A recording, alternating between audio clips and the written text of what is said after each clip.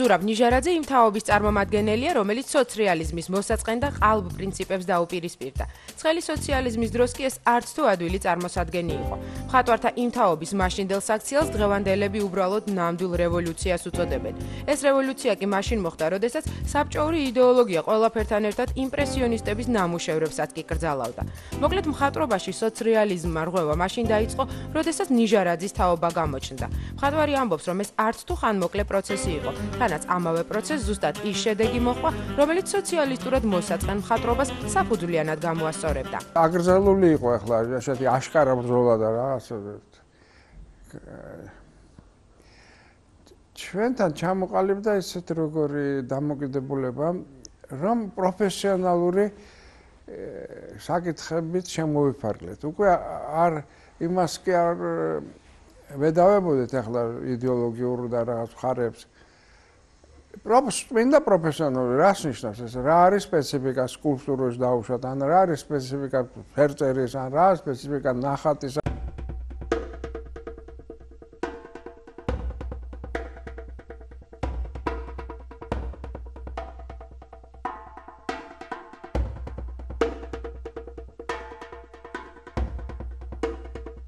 ზურაბ ნიჟარაძის თაობამ სოციალიზმს განსხვავებული მჭახე ფერები დაუპირისპირა. იყო გამოფენები და საკმაოდ თამამი გამოსვლები. თუმცა მათ ისეთივე პრობლემები ნამდვილად არ ჰქონიათ, როგორც ეს თუნდაც მოსკოვში ხდებოდა, სადაც გამოფენებს ბულდოზერებითაც კი არბევდნენ. ეს იზმაილოვის პარკში მოხდა, როდესაც დღის 12 საათზე ნონკონფორმისტების ჯგუფურ გამოფენას ბულდოზერებით შეუტიეს. მოსკოვთან შედარებით საქართველოში ვითარება ნამდვილად მშვიდი იყო. ვერ ვიხსენებ ახლა რომ რაღაც მძაფრი ესეთი იდეოლოგიური პრესის ქვეშ უფლიყავ ან რაღაცა. ნუ უბრალოდ როგორ გითხრათ, კი მე პირადად ერთი 5 წლის მაგრამ ერთი 8 წელიწად ვისაუბრე რომ ტოვებდნენ კურსზე რაღაც. სულ ყველა ესე იყო, სულ ყველა ვინ ედმუნდ კანადაზე 12 წელიწად ისწავლა ელგუჯა ბერძენიშვილს ეს 11 გესმით თუ ნიშნებს გვიწერდნენ დაბალ ნიშნებს მე ვერ გადავდიოდი კურსზე ეგეც რაღაცები იყო. თუმცა ამავე სასწავლებლის რექტორი იყო 1982-87 წლებში. როგორც ამბობს მისი რექტორობისას სამხატვრო აკადემიაში სტუდენტები მოხვდნენ, რომლებიც სხვა დროს ამავე სასწავლებელში ვერც კი შეაღწევდნენ. ამბობს იმასაც, რომ აკადემიაში ვითარება როგორც მაშინ 80-იან წლებში ისე დღეს ნამდვილად ერთნაირია, ანუ პრობლემებია იგივე. სხვათა შორის სასწავლებლის ხელმძღვანელობის მიუხედავად ბუნებით ლიდერი ნამდვილად არ არის. მოკლედ აკადემიის პერიოდი ზურაბ ნიჟარაძეს ასე ახსენდება. მე არც ვჟიდი იმას, ვინც აგვიანებდა ან არ დადიოდნენ რა. ნუ ძალით როგორ შეიძლება მხატვარი გააკა? ძალით შეიძლება ასწავლო მხატვარს. თვითონ უნდა უყვარდეს, ხო? თუ არ უყვარს, არაფერი არ გამომაიღო. თუ ერთე გინდ დროზე მოვა თუ არ მოვა, რა მნიშვნელობა აქვს? ამიტომ ეს ჩვენზე ზემდგომი ორგანოები მაგას უყურებდნენ რა. ჟურნალს უყურებდნენ, არის დასწრება, დაგვიანება, რაღაც. აი ამ მონაცემებით ვსჯელობდნენ, ახლა არის წარმატებები თუ არა. მე ვთვლი რომ ეს არის ფორმალისტური მიდგომა და არაფერს არ იძლევა.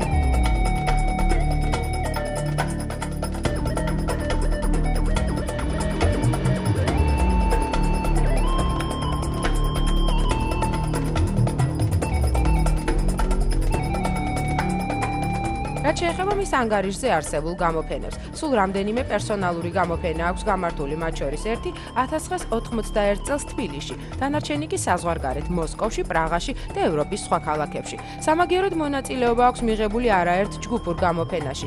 მისივე ნამუშევრები ინახება კერძო კოლექციებშიც. კონკრეტული პასუხი იმაზე, თუ რატომ არ ეწყობოდა მისი პერსონალური გამოფენები უფრო ხშირად, არ აქვს. ისე კი თვლის, რომ ხატვა ძალიან შრომატევადი საქმეა. გამოცდილება მაქვს, რომ შემიძლია დაახლოებით თქვათ, რომ მე დავუშვათ აი ამ სურათს ერთ დღეში გავაკეთებ, ან ორ დღეში, ხო? მაგრამ ვინაიდან ეს ნიზლავი და ის არავის არ დამედია, მაგრამ ეს ამას არ ვასრულებ ხოლმე, მაგრამ ისე შეიძლება ვცადოთ ბატონო და გამომივა თუ არა.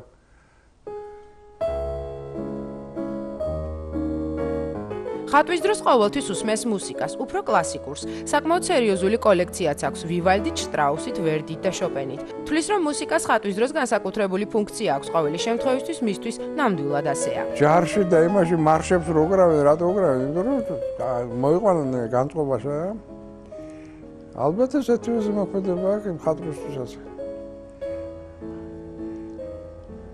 მე მუსიკა აუცილებლად ეს არის რაღაც ორგანიზებული მთლიანობა არა ესთეტური არა აი ეს ორგანიზებულობა მე შეიძლება გადმოდის რა მხატვრის შენც აი უფრო ორგანიზებული მას შეიძლება გეხმარება მაგ დროს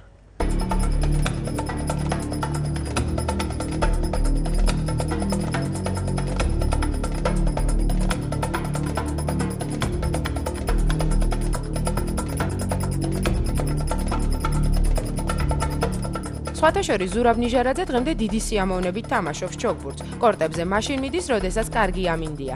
მართალია კვირის ინფორმატორის გადაღების დროს მას ერთ-ერთი თამაშის გადადება მოუხდა, თუმცა დაგვირდა, რომ ამას აუცილებლად აინაზღაურებს. კარგია, სასარგებლოა ეს. უნდა იმოძრო ცოცხალი ადამიანი თუ ხარ.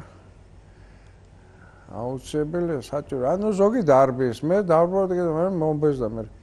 ეს უაზრო სირბილი სადა მოსაბეზრებელია და აქ აზარტი გეხმარება. ამჟამად ზურაბ ნიჟარაძე კიდევ ერთი გამოფენისთვის ემზადება, რომელიც მაისში ერთ-ერთი საგამოფენო დარბაზის პრეზენტაციას უნდა დაემთხვეს. მხატვარი იმასაც ამბობს, რომ ახალ დარბაზში შესანიშნავი განათებაა, რაც მისთვის ისე როგორც ყველა მხატვრისთვის ძალიან მნიშვნელოვანია. მოკლედ ეს ნამუშევრები ახალ გალერეაში კარგ განათებაში მოხდება. მანამდე კი დაახლოებით 1 თვის განმავლობაში აქ ზურაბ ნიჟარაძის სახელოსნოში დასრულებულ სახეს მიიღებს. you